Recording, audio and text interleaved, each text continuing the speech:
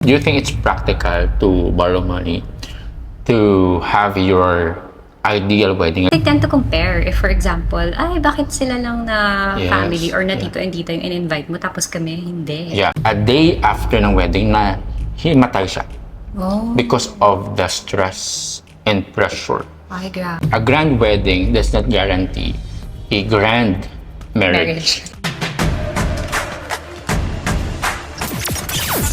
This is Modern Tribe. Modern families, timeless principles. The real cause of Filipino weddings in our context here in the Philippines. Nako, napakaraming factors playing when it comes to wedding. May social factors, may family factors, yung financial status natin. This is a topic that you have to consider. Yeah.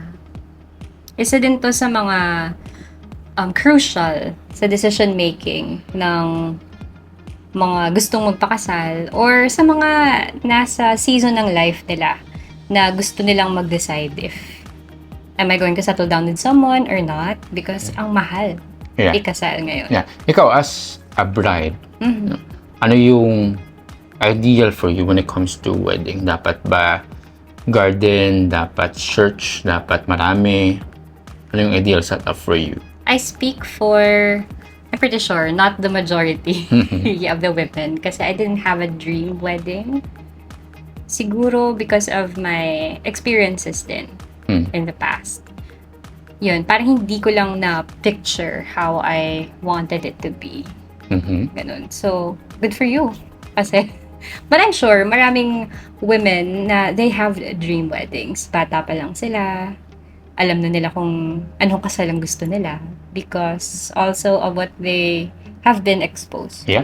Yeah. Dito sa Pinas, interestingly, yung culture natin when it comes to wedding, parang magarbo most of the time. Yes. When you compare it to couples in the West, it's getting more common yung wedding na very simple lang, very intimate, few people. Although I've seen friends who are adjusting and transitioning to intimate weddings. Yeah, but yung Pinoy talaga, we have like a signature celebration na even if mga Filipinos they live abroad, they still have a magarbong wedding. Yeah. And some na alam ko, they have this civil wedding outside and then umuwi talaga sila for a magarbong wedding here. Yeah. Yeah. How about asking you a question? Why do you think Filipinos feel pressured to spend big on weddings? Oh no. I think this all boils down to the families and relatives. Number one, because tayo strong family ties is part of our culture. So usually talaga, hindi lang yung immediate family members ang uma-attend or ini-invite sa mga weddings. Yeah. Ini-invite pati yung extended families and then friends of our families who are close with us. And usually from your elementary friends, high school barkada, college blockmates, office mates. Diba ang dami? May ganung mindset na kasi malaki kayo, you don't want to, ayaw mo na si tita mo or si tito mo na hindi mo na invite, ma-disappoint or ayaw mo siya Yun nga, ma-disappoint. Ma-disappoint na hindi siya na-invite. And they tend to compare. If for example, ay bakit sila lang na family or na tito and tita yung in-invite mo tapos kami hindi. Yeah. Yung legit pa naman sa mga Pinoy is magaling tayong makisama. You don't want to break social bonds with your family. So yung listahan mo na 30 originally, naging 90. Naging 90 up until naging 150. So one major consideration for couples talaga is yung attendance doon sa wedding. Part yan, it's a big part of the planning. Right. Imagine yung sa family ko yung mama ko, 10 sila na magkakapatid. Wow. And then yung sa papa ko naman aside, 11 sila. Imagine magkakapatid. that. Right. Pero, disclaimer lang, nagawa natin ng paraan. Nagawa ng paraan, yes. But usually, yun yung nangyayari, di ba? You have to invite your whole clan. Right. Yung isang story that I won't forget is, this is a story from a friend na grabe yung pressure from the in-laws, especially yung nanay. Kasi kapag nanay ka, I'm not sure, I'm not speaking for everyone, pero merong tendency na you want magarbo the best na wedding para sa bride. Kasi once in a lifetime yan eh. And usually yung wedding talaga is para sa babae. It's more on the bride. That's why when it comes to preparation, yung choices sa venue, yung theme, usually babae nagpe-prepare yan. Yeah. So yung nangyari doon sa babae, a day after ng wedding na himatay siya. Because of the stress and pressure. Ay, grabe. So ang nangyari, hindi pala nila yung wedding. Wedding pala yun ng in-laws nila. Because yung in-laws were the ones who want to make it happen. The in-laws are the one who want the best for the wedding. So yung gusto talaga ng bride, simple lang sana. Simple lang sana. Kaya nawala yung yung ganung desire because na overpower na ng in-laws. Yeah, meron akong 3 points din dyan. First is, sometimes, yung parents, it's their desire. Yeah. Sila yung may dream wedding. Hindi naman talaga yung couple. Yeah. Diba? Yeah. But there are also families whose parents, the parents of the bride and the groom, they really like spend for the wedding of their kids. Nangyayari din yun. Yeah. Yung kakabahan ka lang dun if your parents want a grand wedding, pero hindi naman sila aambag. Yeah. Yun lang yung doon. Yeah. Yun yung isa. And then the second one, probably because hindi naging magarbo yung kasal ng parents. So they want, as you said, they want the best and magarbong wedding for their kids or their children. So that's the second. And then, yung isa, eto nangyayari din to merong competition within the family siguro or the friends of the family na kailangan mas maganda at mas bongga yung kasal mo kaysa kay yung pinsan mo, bongga yung kasal. How about you? Is it going to be simple lang or mas bongga? Parang ganon. May comparison na parang may competition na nangyayari. I think that's also one. Although, parang na ngayon yan. Konti na lang ngayon yan. Right. So, mainly yung pressure is from the outsiders, like yung people outside of you. So, wedding should be a personal decision. Kaya lang, of course, may mga ganung pressure that involves, especially yung family mo.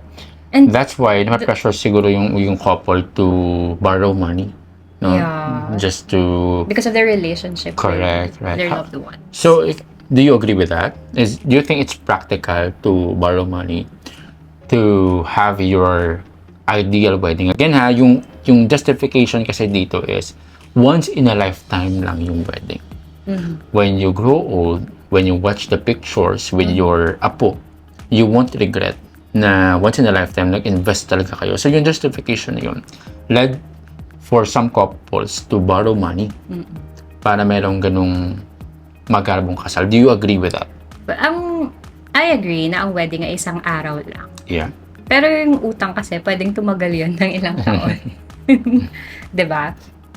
So, okay naman yan. If you want a big, grand, the best wedding, gusto yung, as you said, mag-invest doon, magandang photography, videography, you want to spend hundreds of thousands for your wedding, that is totally okay. But, or given na, wag lang kayong mangutang.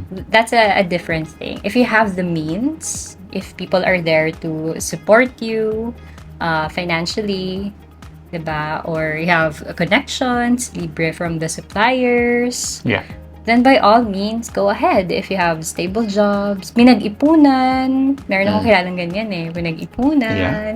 Because you want a grand wedding, then go ahead. Pero for me, it's not practical na wala kayong means and like kulang na kulang kapos talaga sa budget but you really want to push through with a grand wedding even if it means na mangungutang kayo. True, 100%. A grand wedding does not guarantee a grand marriage. So, we have seen this multiple times sa mga iniidolo natin ng mga celebrity, yung mga magarbong kasal talaga. And we have seen news from time to time. Marriages falling apart. Last, So, is not a guarantee that you will have a stable, secure marriage. Yes. And I've also seen even celebrities who had a simple and intimate wedding, but after ilang years, even if may mga anak na sila, Yeah. because siguro nakasave up sila for a grand wedding, they still push through with Right. their dream wedding. Right. And I don't see anything wrong with that. Yeah, that's why you have to ask your preference talaga. You should be firm on your preference, not on your family's preference. Correct. They can throw their suggestions to you. You may nod and agree, just a sign of respect. But at the end of the day, forever na commitment yung marriage. So you don't want to impress them with a grand wedding. I believe yung grand wedding na yan, it may last for a day. Yung feeling na busog sila may last for a day. But yung marriage nyo, yung years of commitment and compromise and sacrifice are the ones that will be remembered by your guests. Correct. So, kanya-kanyang trip. Regardless kung gusto mong simple or magarbo, totally depends on you. But the most important thing is yung marriage, which will happen after Dun the yung wedding. mas malaking investment dapat. Yeah. Just to share, no, we're very blessed because we had a great wedding. Yeah. Diba? At yung cherry on top is wala tayong utang after the wedding. I remember si mama, after natin na-liquidate lahat ng natin, yung budget versus the expenses, and if meron pa ba tayong babayaran after. So, after natin makalculate lahat yun, grabe, doon natin nakita na, wow, wala tayong utang. And then, teary-eyed talaga siya. Yeah. Kasi, si mama, it's funny naman because if, some parents, yung dream wedding nila ay grand for their kids. Si mama naman, yung dream wedding niya for us is na matapos yun na wala tayong utang. Yeah. Kaya naiyak talaga siya nung nalaman niya na binalita ko sa kanya na wala tayong utang. Yeah. Ganun. Wow, yeah. Thank you, Lord, Thank for you, that. Yeah. Jesus. Blessing our marriage. So, I think I'd like to ask you this final question. When it comes to marriage, in general. So, of course, we know that marriage is more important than the wedding. The wedding is just the proclamation to the world of how much you love each other. So, about marriage, what do you think are the most important elements for a secured, sustainable marriage? Secured, sustainable marriage. Number one, kasi sabi mo secured. For us, especially that we're Christians, it's important to be secured in the fact na God is our ultimate provider. 100%. So with that comes na naniniwala din tayo na especially the husband will be equipped for the Lord to provide through him. Because that is, personally, a wife's security. If the husband is able to provide by the grace of God. Yeah, so crucial yan. You have to protect your finances, your cash flow. Not saying na mukhang pera tayo dito, but let's admit it, malaking porsyento ng peace ng isang marriage ay nakasalalay sa pera. Correct. Yeah. Not pera, but it's about how you handle it, how you prioritize things. Kasi family din yung pinag-uusapan na natin dito eh. And it shouldn't be a problem. Money should not be a problem because both of you have to be responsible enough, diba, to nabuhayin ang family niyo with your means. Yeah. So, depending on the grace of God, syempre. I'm not saying na because God provides, wala na tayong gagawin. Parang ganun. So, yeah, that's number one. Secured in your finances. And then, sige, isa na lang yung sasabihin ko, tapos ikaw na the rest. Yung marriage, I learned this from our counseling. So, marriage counselings are really help.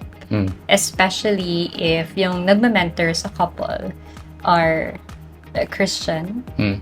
na couple din. Yeah. And you see that they are really flourishing in their marriage. So Yeah. going back, marriage is a beautiful thing because it is the best relationship, the most intimate that you can have here on earth, for you to be the best version of yourself. Yeah. Yeah. So that's what I really love sa mga na-learn ko sa counseling. Although you can do that on your own, but based from experience, there are strengths and weaknesses na nade-discover ko because I'm married. Mm-hmm. And it brings out the best version of me because I get to improve my weaknesses.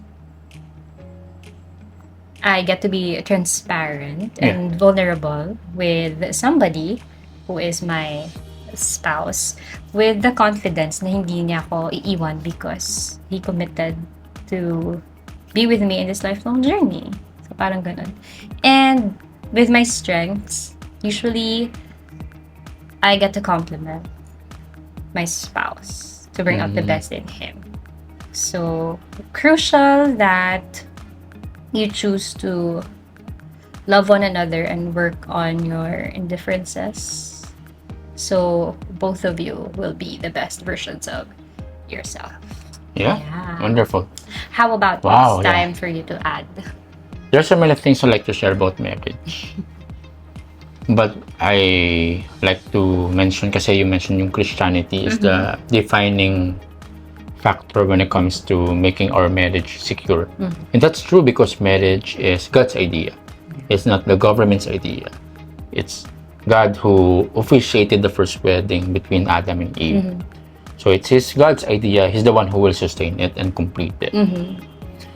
Marriage brings either the best or beast in either way. But in our experience, by God's grace, if I were to go back to our first weeks and months in our marriage, napakaraming adjustments and growth. That's what I like.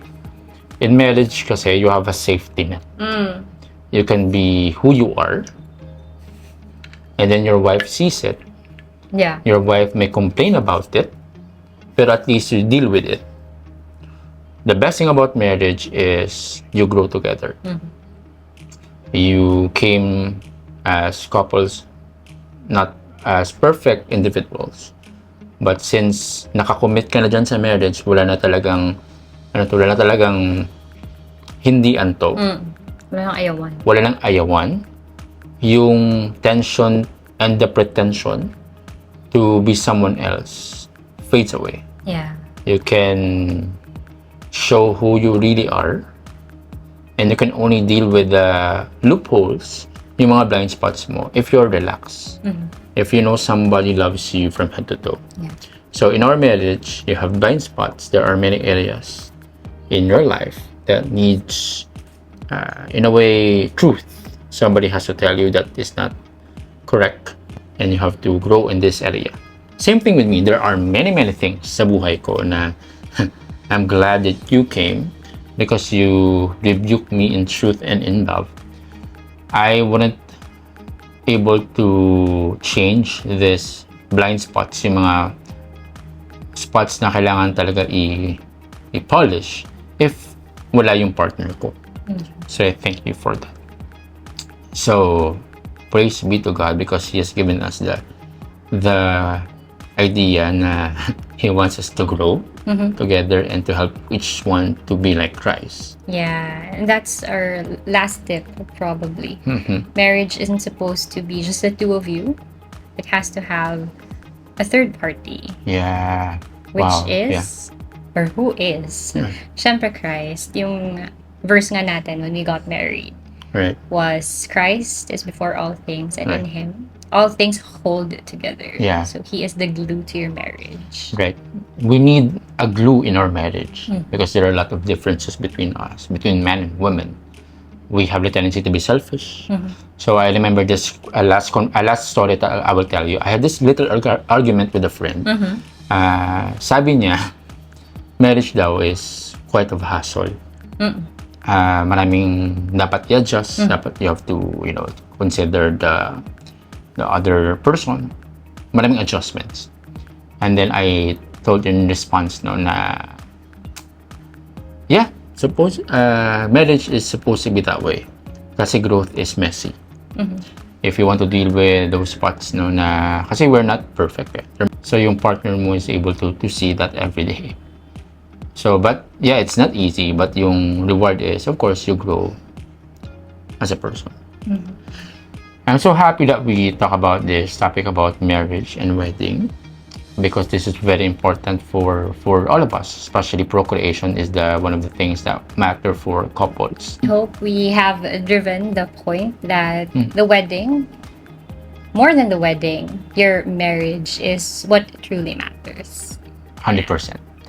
Again, this is Modern Tribe, helping modern families Embrace timeless values.